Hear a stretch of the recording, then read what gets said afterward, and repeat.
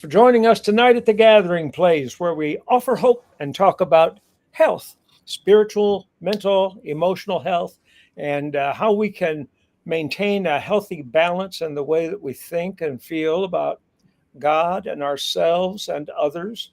And we talk about all the things. Well, not all at once, but we talk about a lot of things that we can't typically talk about in church because number one, there isn't time. And number two, the subjects can be sensitive. And tonight, though, it's not terribly sensitive. It's just something that we all face every day of our lives, if not at home, in school, at work, with our neighbors, and sometimes with ourselves. But it's great again tonight to be with Ben and Telora Bookie. If you happen to be watching for the very first time, let me just introduce Ben and Telora to you. Ben and Telora are good friends.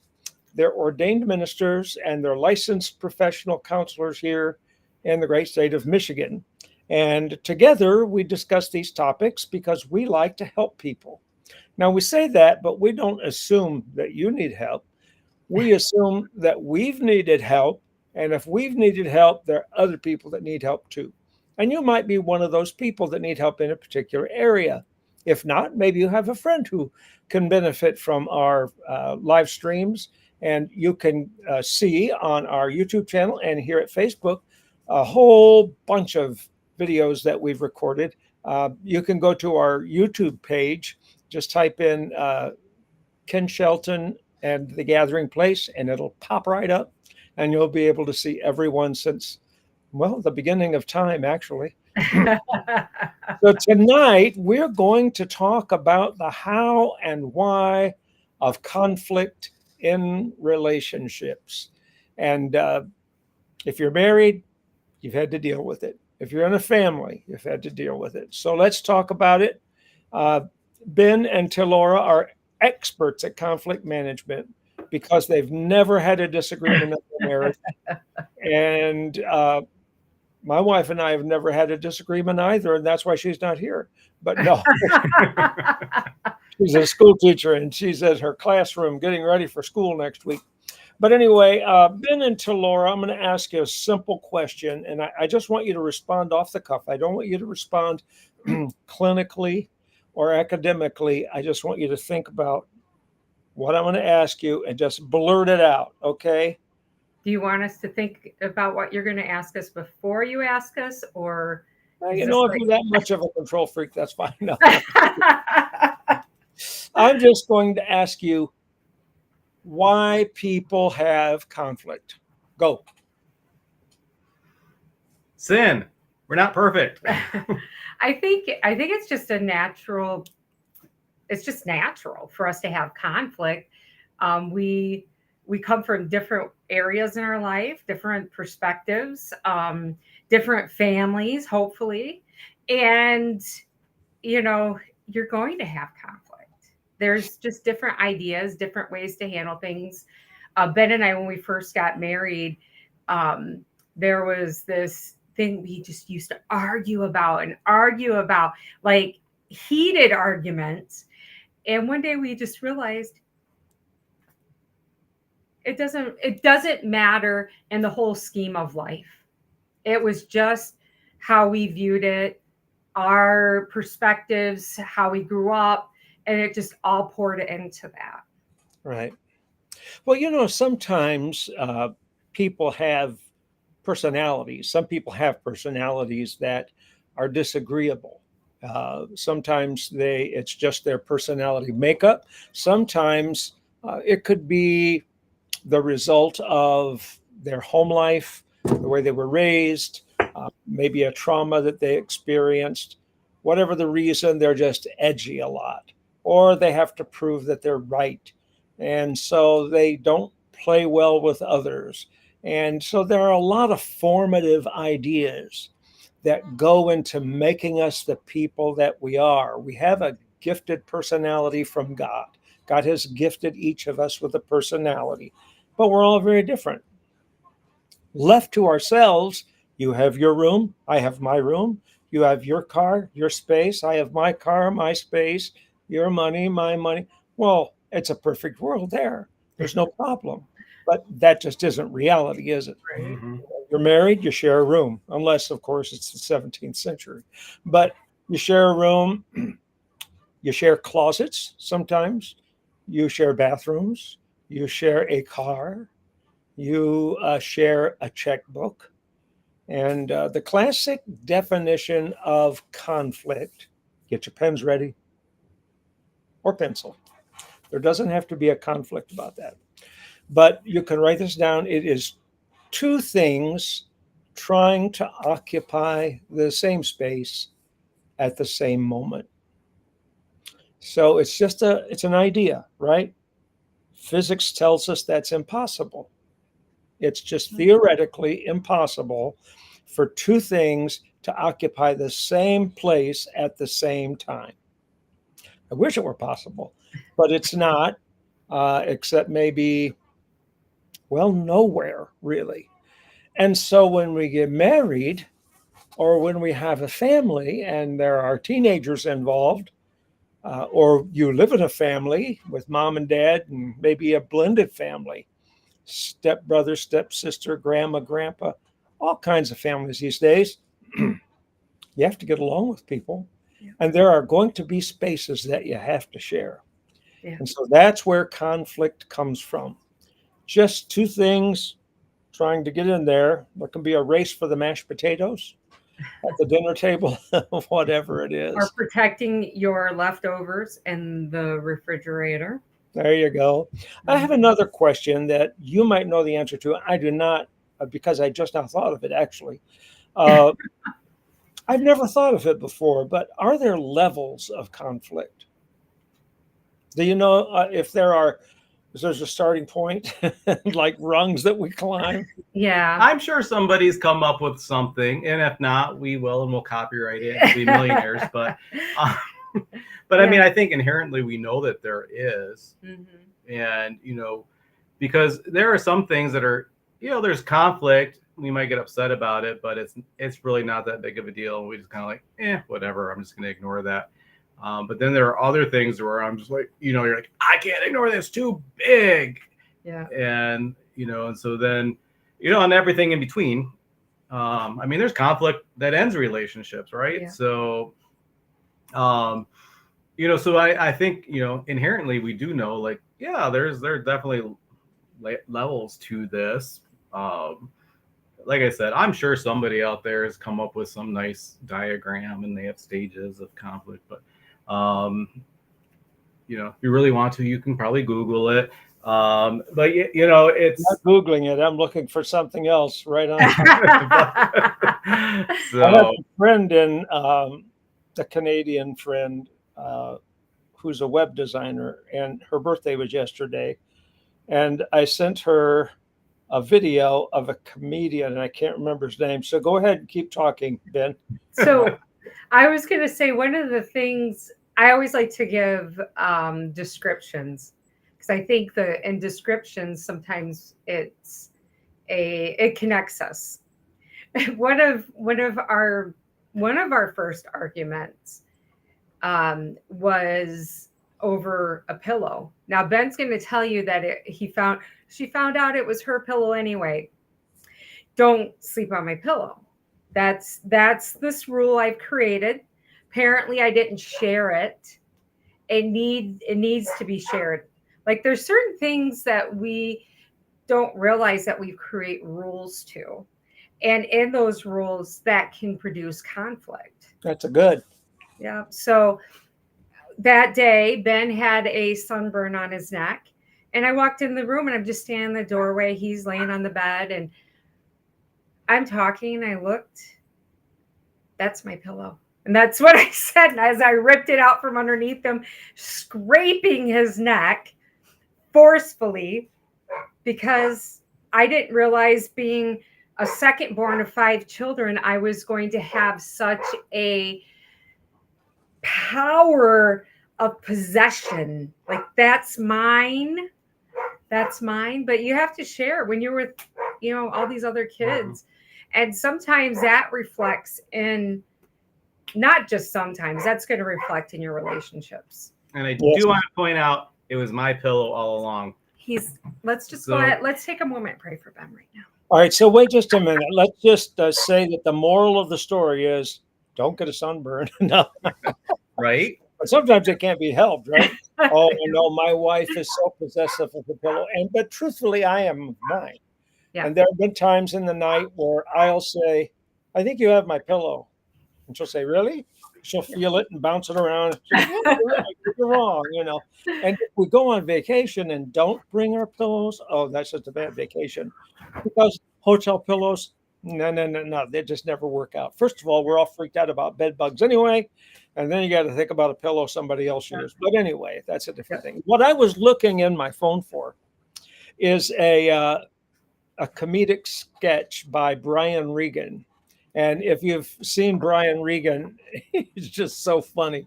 First of all, he's OCD. He's a control freak, and he makes these amazing facial gestures when he's talking. But in it, he says, I don't know. I don't like it when people just spring up with small talk about things that are obviously not true. And I can't leave them alone. Like the other day, I was at a party, he says. And I stood next to a lady. She's standing there, went over to get some tea, and she was standing there. And she just came up with, animals are smarter than humans. And so I said to myself, okay, I'm not paying attention. I can't not answer that. I'm going to have to. Hey, listen, folks, anybody in here want to take this low-hanging fruit? And so the whole thing goes on, and it just gets so funny as he describes that conflict, because her examples were dogs, I think, and beavers. She said, "What about the beavers?" And he said, "What about the beavers? What about the beavers?" He said, when you ask what about the beavers, there is nothing in my script besides what about the beavers? There's no other thing to ask. And she said, they get in the water in groups.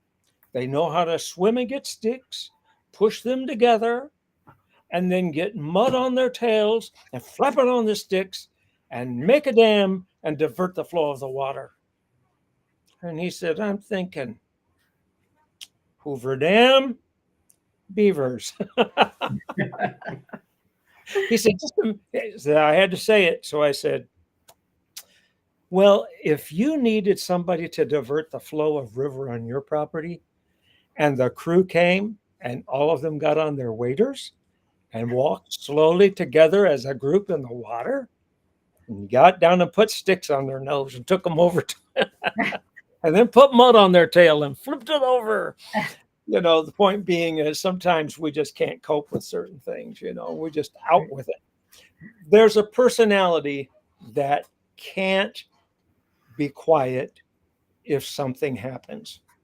I don't know what that personality is. I don't think it's just a bad day in any setting. I'm not even going to say who I'm thinking about right now. It's not you guys. It's not right. No, but is it Tom? Because Tom isn't here with us today. Sure, let's make it Tom, but it's not Tom. I was together with this individual and another friend, and this other friend was talking about a place where he went, and there were X number of people, and this guy over here said, I don't believe that. He just said, I don't believe that. Well, that's not true. You're making that up. He didn't even know him.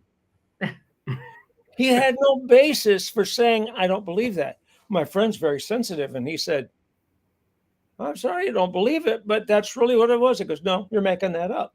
I think you need to go back and check your facts.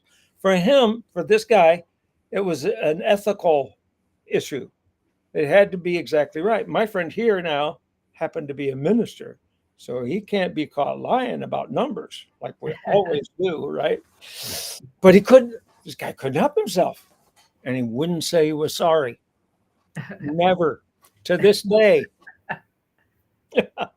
So that happens sometimes. Oh, now Ben's a nice guy. He's apologized to me once.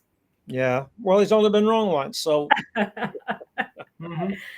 And he's like, and it was a little shady. I don't know if it was actually wrong. I'm not sure either, but So when you two are counseling couples in a pre-marriage counseling setting, and you get to the place in your discussions, and you're talking about conflict or how, in mine, I always called it how to fight fair.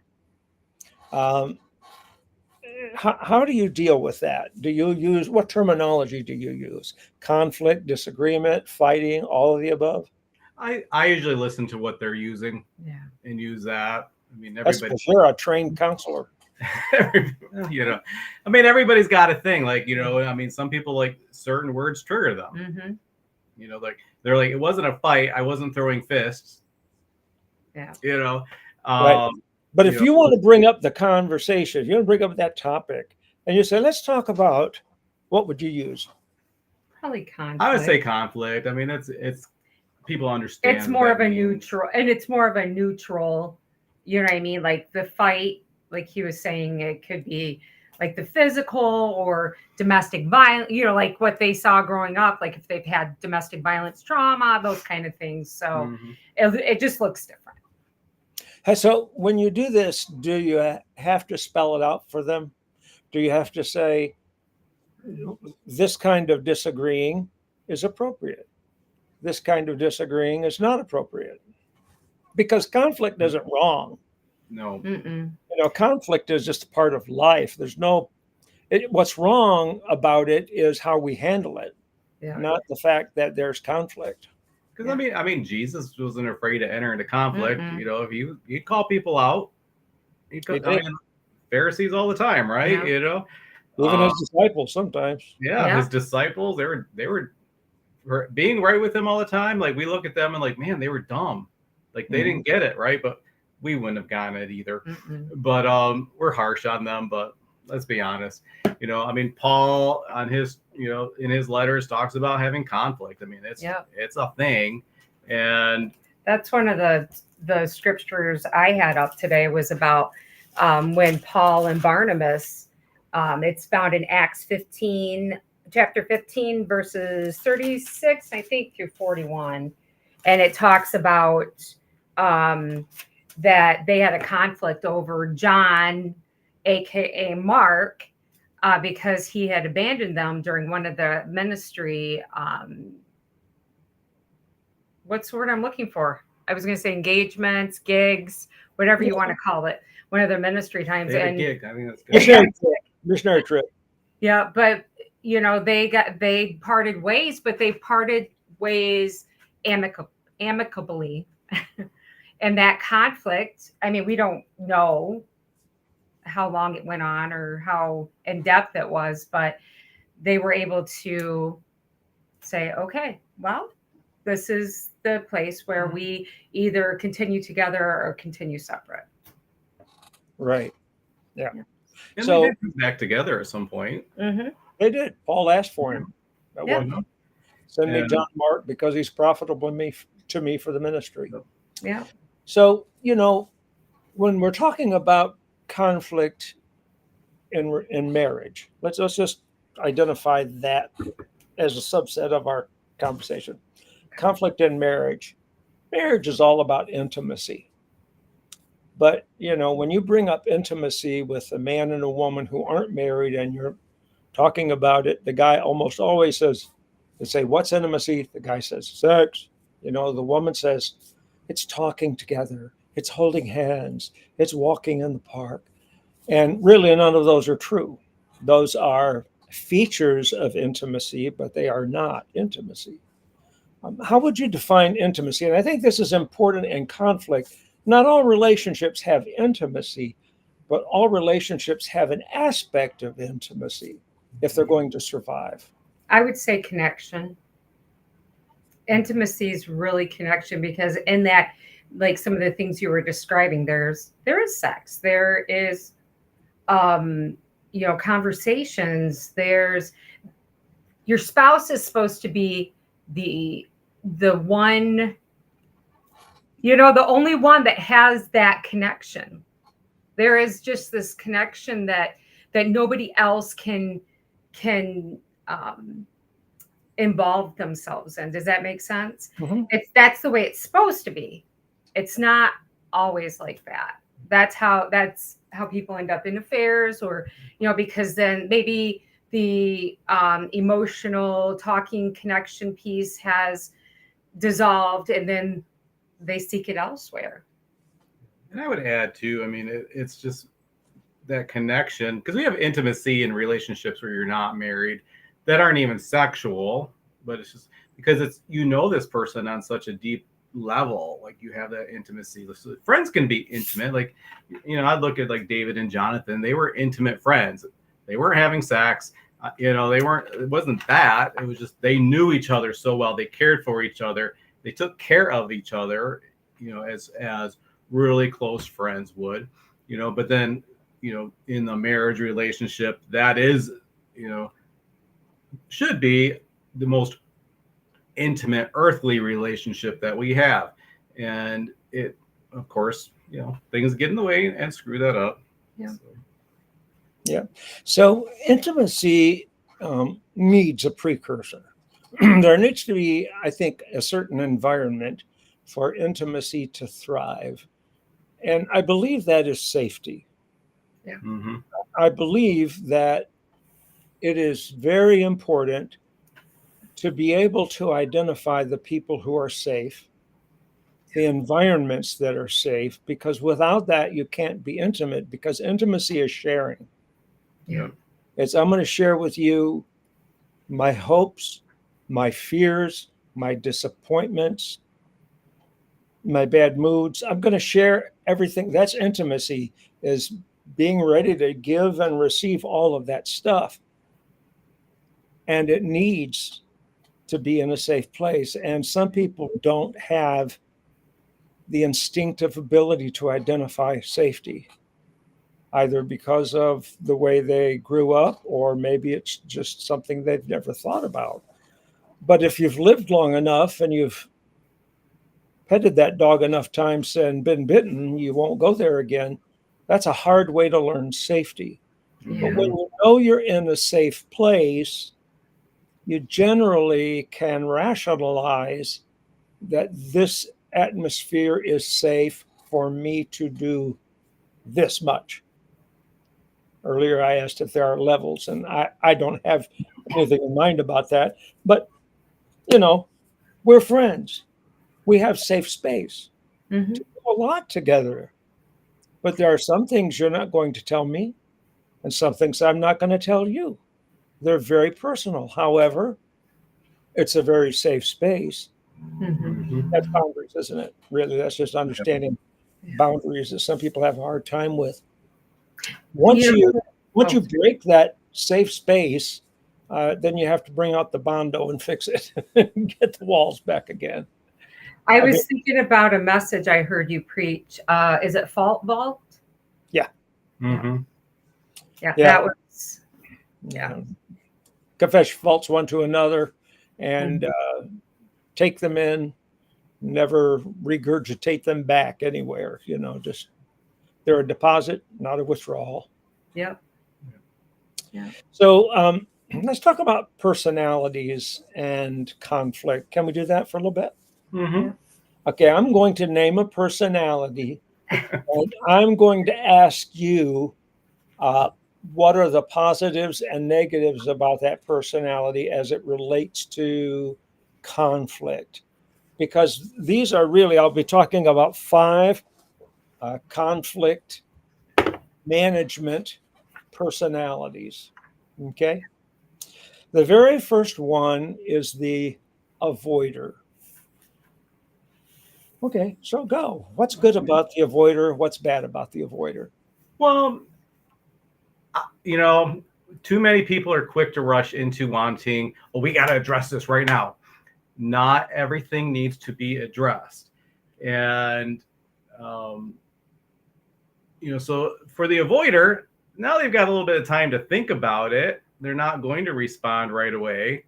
Hopefully they're thinking about it and not pushing it aside. But First Peter 4:8, I use this a lot, right? Love covers a multitude of sins, right? If I'm avoiding it because I really love you, the Lord can do a lot of things that I'm not going, like, I don't need an apology. I don't need anything for it, right? It's just that, because we're so intimate and it is safe, like, I just let it go as I should. Proverbs 19:11 is a good verse too. Sensible people control their temper. They earn respect by overlooking wrongs. Right? I like that. That's great.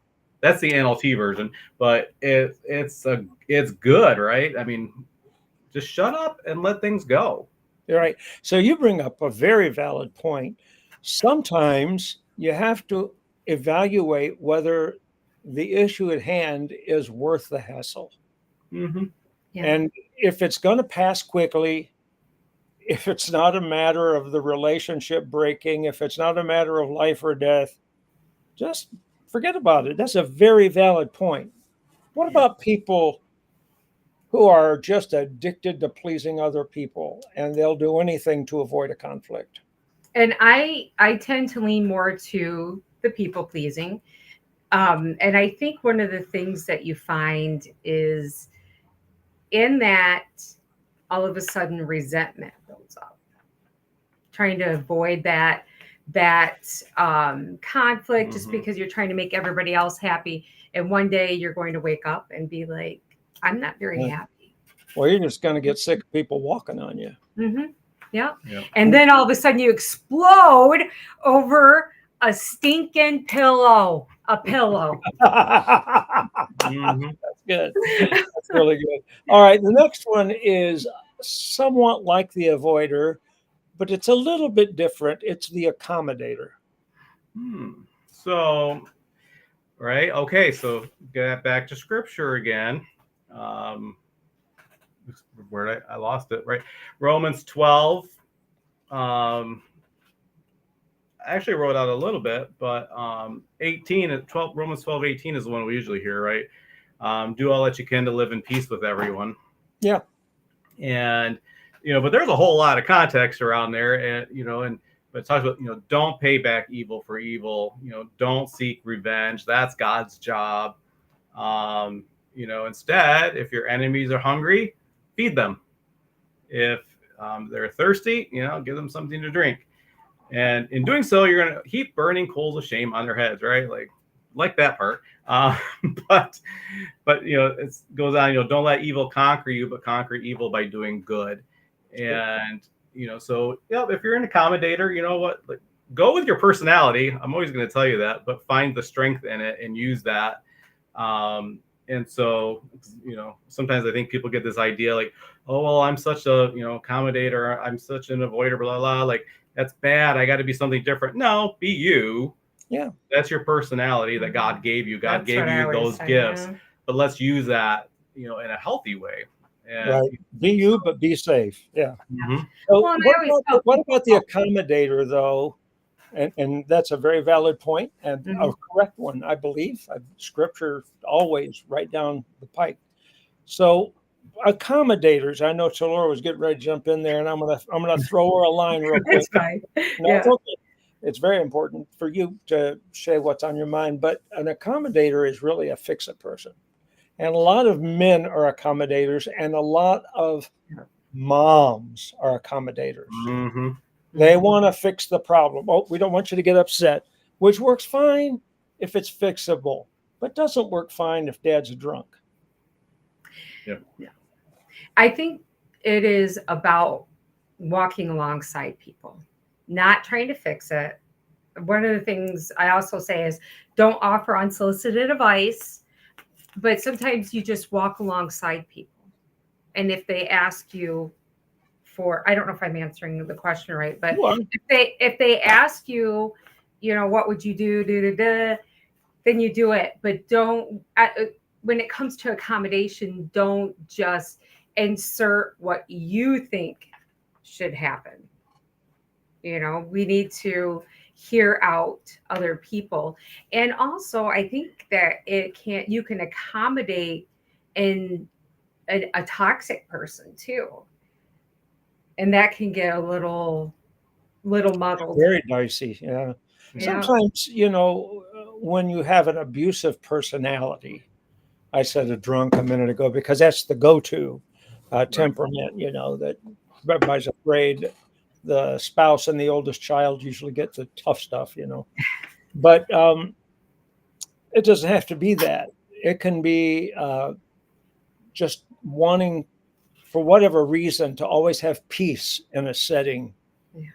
And to create a peace that almost is artificial just for the sake of not having a conflict. That kind of accommodation is toxic, as you say. Mm-hmm. And I don't think there's a better scripture that I know of in the Bible that better states it than what Ben just shared. As much as lies within you. Yep. I like that because it gives room for our humanity. Yep. And it gives me a boundary. Mm-hmm. Yeah. I'm only responsible for what I can do. Right. I'm not responsible for Laura, in a sense. I am, but right, I'm not responsible. If she's in a bad mood, it's not my job to fix it. There's things I will do, right? But if it's even something more serious, like domestic violence, well, as much as I can do is I can set a boundary. I might have to leave.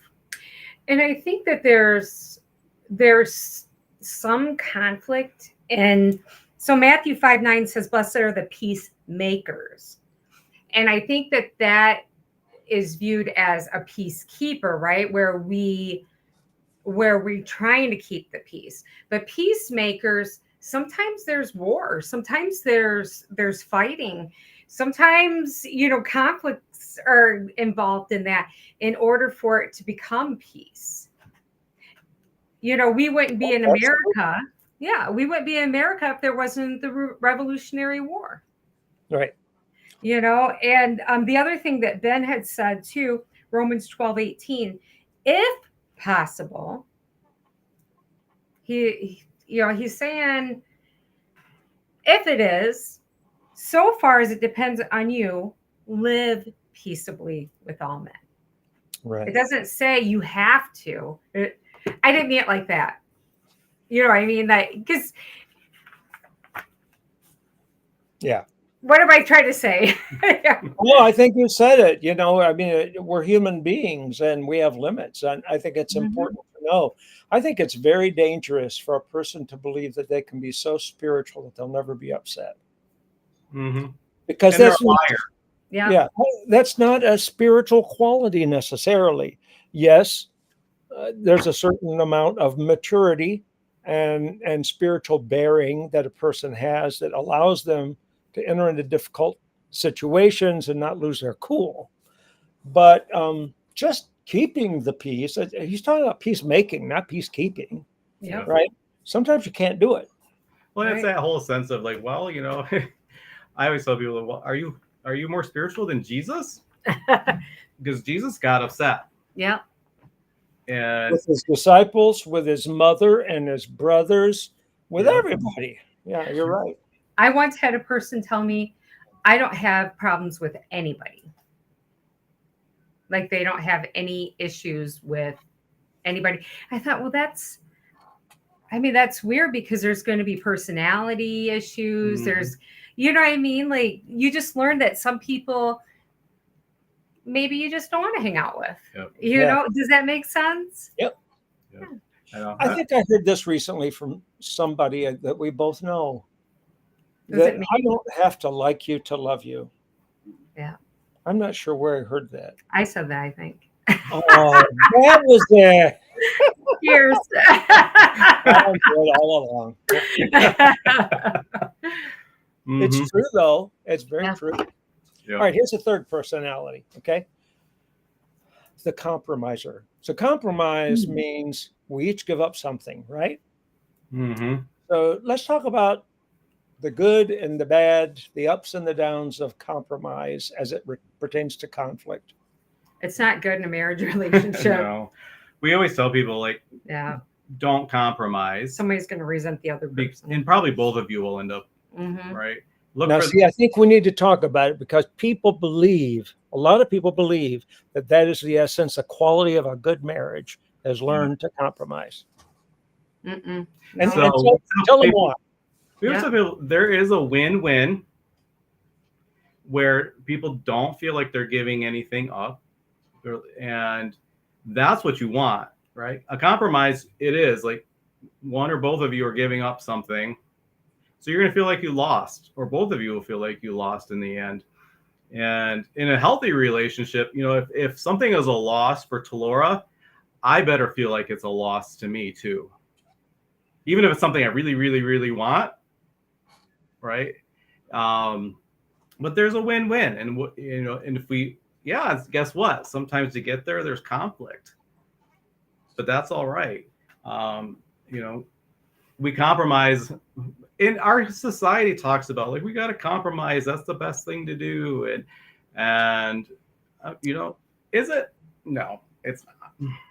Well, it's the art of politics is compromise. Yeah. And so just look at our political situation or the political situation in any democratic nation Mm-hmm. that Yeah. depends on compromise. Nobody's really happy Mhm. except the extremists if they're in their own little camp with walls around them and their guns, Yeah. or in La La Land where they can do whatever they want to Mm-hmm. because you have to give up so much. Yeah. And I think there's a bit of a sibling rivalry in marriages. You know, initially, I think a couple falls deeply in love, but as they learn one another, if they grew up in a home with siblings, they transfer that into their marriage relationship, wouldn't you say? Yeah, I always tell Ben, I'm like, you did not get beat up enough as a by your sibling. You did not, because if you did, you wouldn't be saying these things. Okay. That's funny. Yeah. Mhm. Well, But- Kitty didn't have any siblings at home either. So Yeah. Yeah. And they just run their mouth like there's freedom in it, you know? I'm just kidding. But I'm not kidding. I have said that to Ben before. that's good. That's funny. But Go ahead. I believe that there are times in your relationship. People come to me and they say, it's like living with a roommate. You know what? I think sometimes it is. You know, it is like living with a roommate. It's like living with your siblings. You know, you develop this love. Who are the people that have always been around? Your parents, right? Grandparents, but a lot of times when we get a certain age, grandparents pass, parents pass, your siblings. You know, so this is like a lifelong partnership. And then you get into this relationship. Mhm. And it's Yeah. you know, kind of your proving ground to learn conflict resolution skills, right? I mean, we observe our parents and other people around us when they have arguments and disagreements about how they handle that. But who do you actually get to practice that with? Your sibling. And so, of course, you know, our family of origin is important, and we bring all of that into now this marriage relationship. And I'll use the skills that we have. I have a brother named John. I'm number 2, John's number 3. He's a year and a half younger than me. We lived in this house with a big yard, and there was this inner tube. I was probably first, second grade, so he was just a little bit under me. I think he was in kindergarten, so I must have been second grade. And he tells me, in my mind, I'm sitting in this tube thing in the middle of our yard, pretending I'm in the ocean, just floating, right? Just relaxing, you know, got a juice box. No, I don't know if I had a juice box, but I'm just sitting there relaxing. My brother says, move. I'm not moving. I'm not moving. So I stayed there in my spot. And my brother, with his cowboy boots, comes running. He yelling, move. I wouldn't move. He jumped on my face.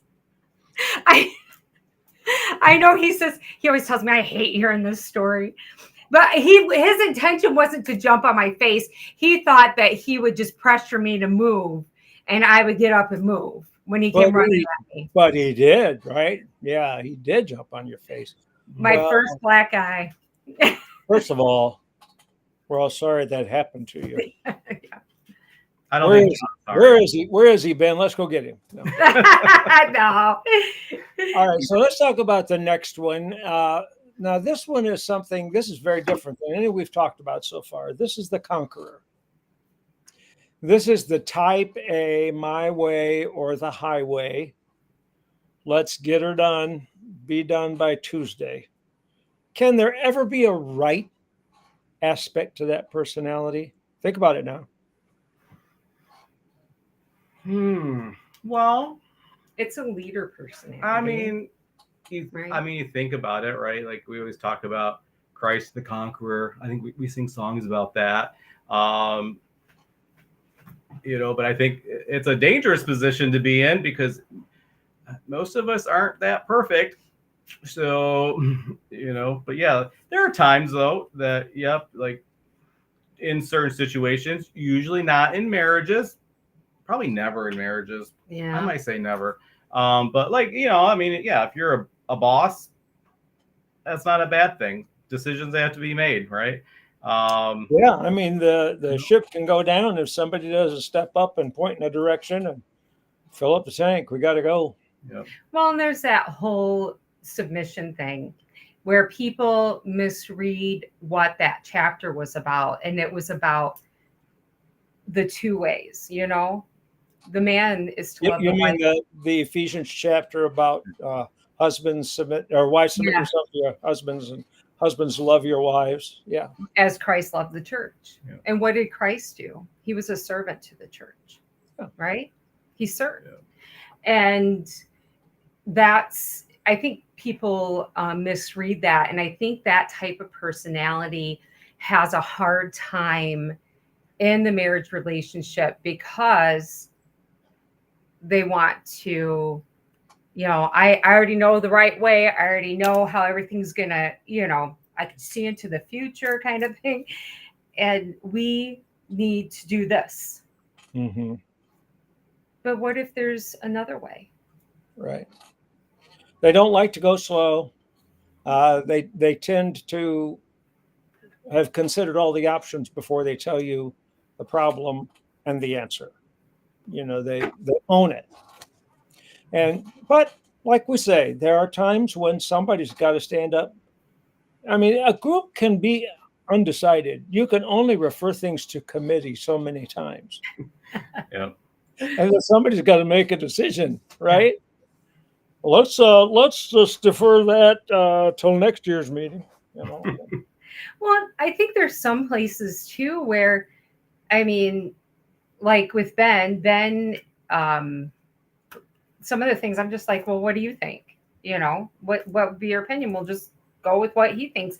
Not because I'm trying to be a peacemaker or trying to, just be the people pleaser. What I'm seeking is, okay, I trust your decision. I trust your input in this situation. If I have something against it, I'll bring it up and then we can talk about that. But, there's times where because Ben does have that, I don't want to say strong personality because I have a strong personality as well, but that strong, we should do it this way. And that came from his grandma and his daddy. So. Well, we get that stuff, but then we own it too. It's who I have that to an extent. Yeah. I, as a pastor for a long time, I listened, accommodated, worked with, avoided. I think I did all of the things, at one point or another, because sometimes it just wasn't worth the conflict and it wasn't that big of an issue. Yeah. And it made this guy feel better when he felt lousy about himself for some reason. But then when there's a bully, I can't tolerate a bully. Yeah. Because I'll be a bully back. So just don't be a bully to me. All right. Yeah.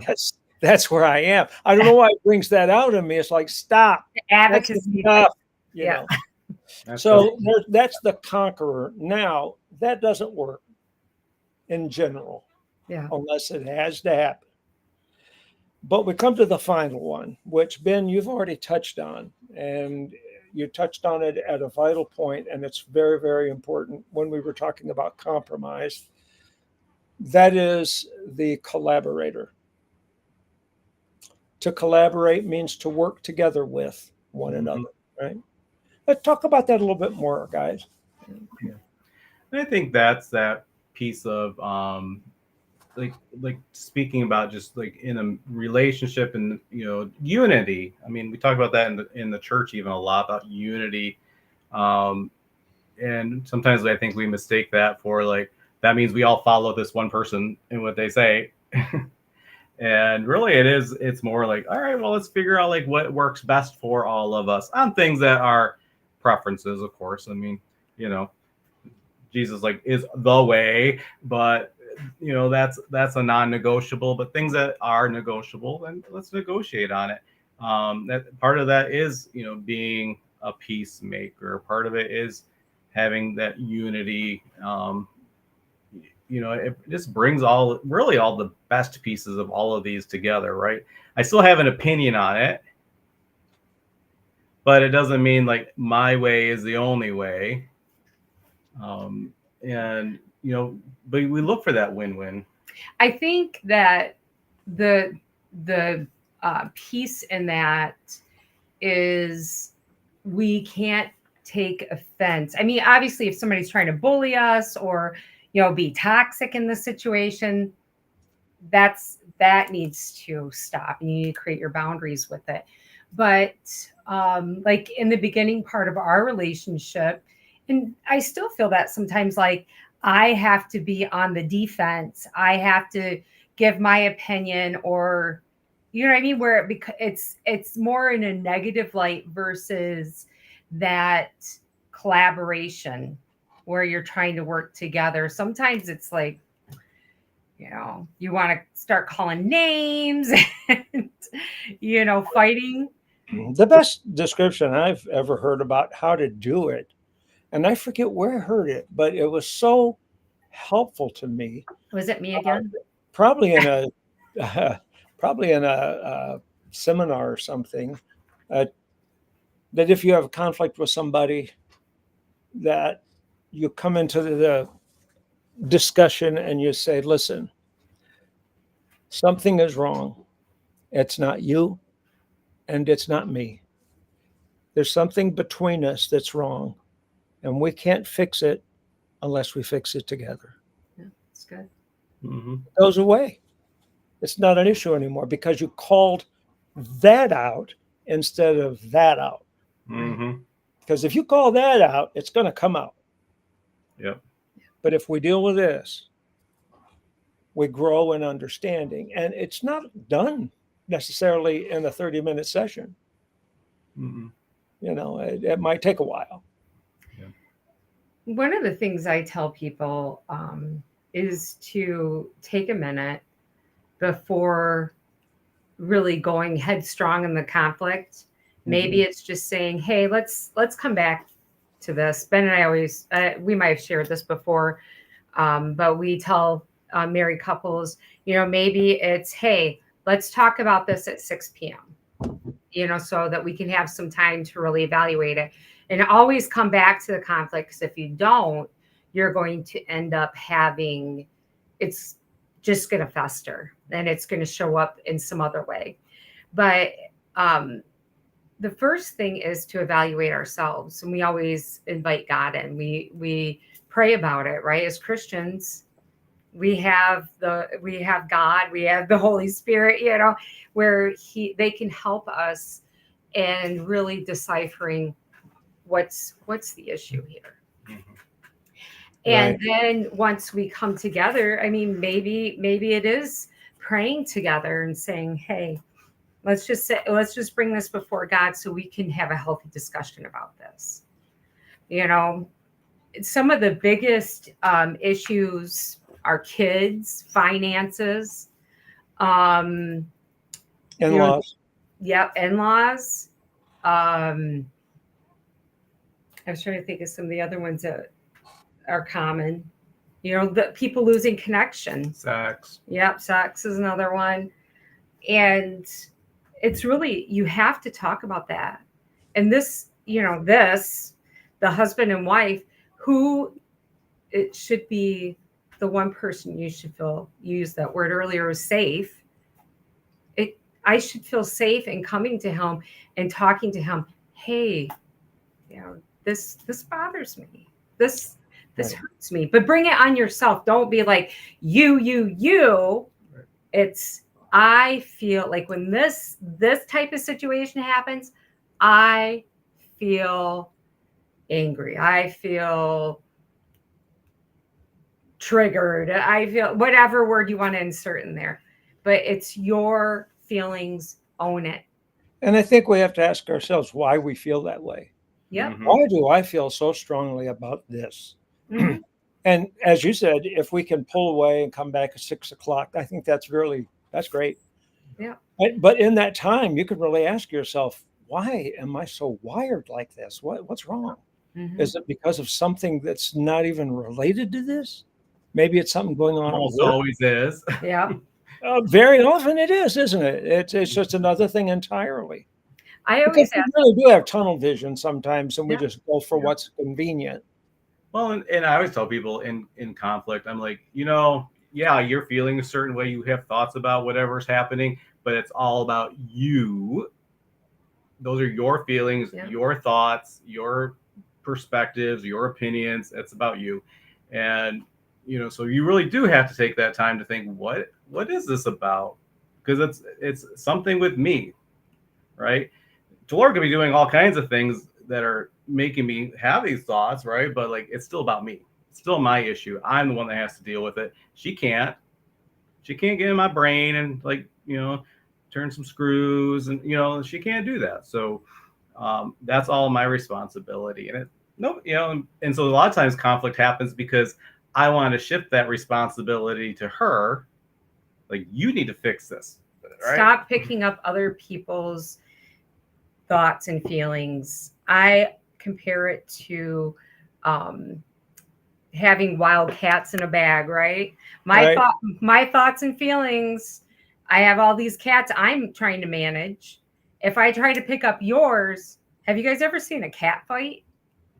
That's scary. It's real Yeah. scary. We had some out on our front porch. They do all these weird noises like that, and then they're fighting and then it's like a ball. Do you guys remember the cartoons they used to? Yeah, right.